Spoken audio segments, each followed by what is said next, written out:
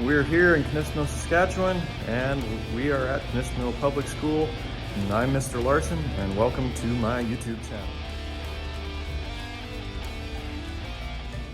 Alright, so part 2 of the drills videos, and we're going to talk about drill bits. So drill bits are really important as far as safety goes, because if you're using the wrong drill bit, it may break, it may fly out, it's not going to do what it's supposed to do, and that could become a potential safety hazard. You'll notice that I have my PPE on this whole time, and that's really important with drills because I have seen drill bits break and go flying, and we don't want to see that happen and get into your eyes. In fact, I had an uncle that lost an eye in this type of a situation. Great uncle when he was much younger. Okay, so twist bits. Twist bits are going to be the first bits that we're talking about. And why are we talking about twist bits? Well, simply because they're cheap. They're quite universal. They're a general purpose drill bit that you can use for lots of things. And so like this kit right here that I picked up is, you can get them on sale for about $10, $15. All right, so they work well for steel, wood, and any softer material as well. About the only thing they don't really work well with is like glass, tile, and concrete or stone work. So really quite general purpose. These, if you're going to find any in your home, it's probably going to be these. And if you have a tight budget and you're wondering what to buy some twist bits. Okay. Next up then we're going to talk about is Forstner bits. So Forstner bits are a little bit more specialized. We use them quite a bit in our shop. Just because they're really nice with woodworking. You can see that this right here was made by a Forstner bit. And so that drill bit goes down and spins around, and it makes nice clean edges. So straight edges with a flat bottom. And so I try to get kids to remember that flat bottom and Forstner, they both start with F. That's how you can remember it. Little silly tricks like that. If we have a closer look at that drill bit, you'll see that there is a center point on it. And typically that center point will give you a little hint that, hey, this shouldn't be used on metal. If we're using on metal, that center point is going to break right off and could go flying. So Forstner bits come in a wide range of sizes. The one kit I've got goes from 1/4 inch all the way up to 2 1/8. And they can be quite cheap or they can be quite expensive. I have a smaller kit that costs more than a much larger kit that I have, and that's simply because it's covered in titanium coating, which helps to keep it cool and keeps the drill bits much more sharp. You'll see that this one right here has gotten a little blackened at the tip and probably should either be sharpened or thrown out, and the reason for that it got black because it got too hot. And now it's quite dull. Next up, we're going to talk about is brad points. So brad point drill bits, you can see that brad point drill bits have a center point, so not used for metal, and then they have 2 lip points. And these are they work really well. They kind of have that same auger system as a twist bit for removing the wood debris. They work really well for woodworking because they're accurate. Because of that center point, you can find the exact center of a circle and you can line that up almost perfectly. So those are brad points. The only place in our shop so far in my classes that we typically use that would be when we make wooden pens on the lathe. And you have to be really accurate when drilling those center holes for the tubes to slide through. Next up, we're going to talk about these spade bits. So these ones kind of the opposite of a brad point in that brad points are for really fine woodworking. Now, spade bits, they make a giant mess. They're not about being fine and careful and making a smooth job. They are for removing material fast. And so they drill deep, medium-sized holes in wood.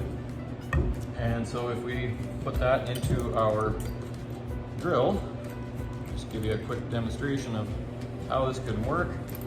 And so you drill down, and you can see already how much it just chews up that wood. But it works really well for ski and for deep holes. So where would you use that? You typically see that maybe in framing carpentry or plumbing or wiring, where you're running things through a wall or through decking, and it doesn't matter, it's not going to be seen, it's going to be covered up by drywall or plywood or different things like that. Okay, all right. Next up, we're going to talk about countersinking. So if you're working with a hardwood piece especially, and you start to add a screw to it, what will sometimes happen is that you drill down,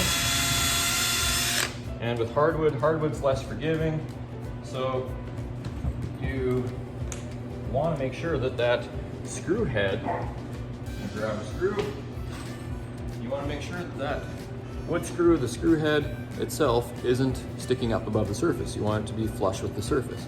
So to do that, if this is a piece of hardwood, and you try to drive that screw in, you would end up having it sticking out a bit. All right, so it'll be something like that. You can see it sticking up. To avoid that, what we can do, or if we're near the end of a piece of softwood, what we can do is we can use something called a countersink bit. And a countersink bit just kind of has a cone shape to it. There's different styles. And you push down until you make that cone shape like that for the head of the screw to sit in flush. Okay? So, countersinking bit.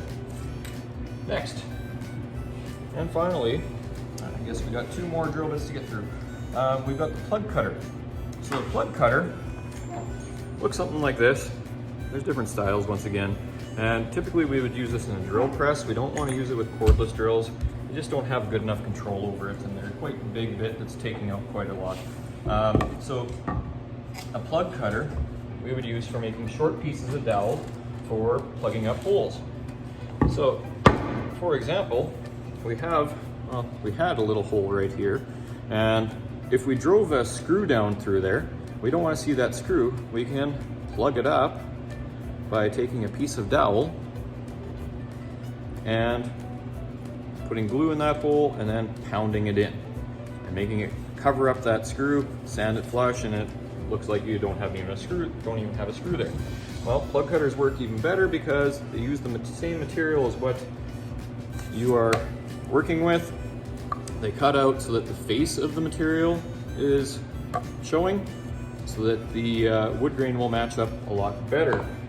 Dowel, you're using the end grain of it, it's going to stain darker, it's not going to match perfectly. Plug cutters work amazing for that. Okay, and the last thing that we're going to talk about is something called a hole saw. So a hole saw, we don't use a whole lot.